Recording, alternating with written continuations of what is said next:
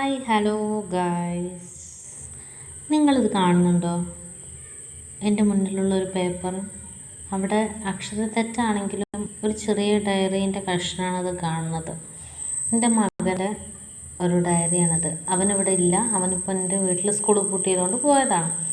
അപ്പം ഞാനിങ്ങനെ വെറുതെ റഫ് പുസ്തകങ്ങളൊക്കെ നോക്കി ഇങ്ങനെ തിരയുന്ന സമയത്ത് എനിക്ക് ബുക്കിൻ്റെത് കിട്ടി. അവനിപ്പോൾ 3ാം ക്ലാസ്സിലാണ്, ഇനി 4ലേക്കാണ്. അക്ഷരത്തെറ്റുണ്ടെങ്കിലും അവൻ്റെ ഒരു സ്കൂൾ അവധിയിൽ അവൻ ഉണ്ടാക്കുന്ന ഒരു ബിസിനസ് മൈൻഡാണ്.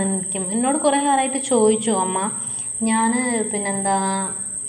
എന്താ പറയുക, ഇതുണ്ടാവില്ലേ, കുറച്ച് പച്ചക്കറി സാധനങ്ങളൊക്കെ വാങ്ങി, അല്ലെങ്കിൽ അച്ചാറിടാൻ പറ്റുന്ന അങ്ങനത്തെ സാധനങ്ങളൊക്കെ വാങ്ങി ഉപ്പിലിട്ടുകൊണ്ട് നമ്മളെ വീടിൻ്റെ അവിടെ ഒരു കസാര കെട്ടിയിരുന്നാണ്ട് കൊടുക്കട്ടെ. പിന്നെ അതുപോലെ വെള്ളം നാരങ്ങളൊക്കെ ഉണ്ടാക്കിയാണ്ട് കൊടുത്താണ്. ഞാൻ പറഞ്ഞു വെയിലത്ത് അങ്ങനത്തെ പരിപാടിക്കൊന്നും നിൽക്കണ്ട, അപ്പോൾ നല്ല വെയിലാണ്, പറ്റൂല എന്നൊക്കെ പറഞ്ഞ ആ ഒരു അറ്റംപ്റ്റ് അവിടെ ക്ലോസായി. പിന്നെ അവൻ്റെ ഒരു സങ്കല്പങ്ങളാണ് ഇപ്പോൾ നമ്മളിത് കാണുന്നത്. ഒരു കോഴിയെ വാങ്ങി, അവൻ എഴുതിയതാണ് കേട്ടത്. ഒരു കോഴിയെ വാങ്ങി നന്നായി വളർത്തി മുട്ട ഇഴിച്ച് മുട്ടകൾ ശേഖരിച്ച്, അക്ഷരം തെറ്റിയെന്നാലും മുട്ടകൾ ശേഖരിച്ച് അടവയ്ക്കുക.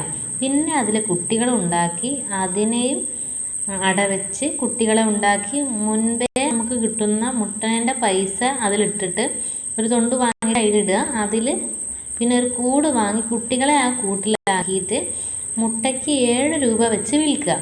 പിന്നെ കോഴിക്കൂട്ടിൽ കുഞ്ഞുങ്ങൾക്ക് 15 കോഴി വിരിയുമല്ലോ, ആ വിരിയണ കോഴികൾക്ക് 15 ദിവസം ആയ കോഴിക്കുട്ടികളെ വേറെ വിൽക്കുക. അതിന് 300 രൂപ വെച്ചിട്ട് വിൽക്കണം. കോഴിക്ക് 200 രൂപയായിട്ട് വിൽക്കണം. പിന്നെ താറാവിൻ്റെ പണം, ഒരു 2 താറാവുണ്ട് ഞങ്ങൾക്ക്, മുട്ടയിടുന്ന താറാവ്. അപ്പോൾ അതിൽ മുട്ടയ്ക്ക് 8 രൂപ വെച്ചിട്ടും കുട്ടികൾക്ക് 15 രൂപ, ചെറിയ താറാവ് കുട്ടികൾ ഉണ്ടാവണം, 15 ദിവസം ആകുമ്പോൾ 308 രൂപയ്ക്ക് വിൽക്കുകയും ചെയ്യണം. അങ്ങനെ നമ്മൾ ഈ ആൺ താറാവ് വേണമെങ്കിൽ 200 രൂപയ്ക്കും വിൽക്കണം.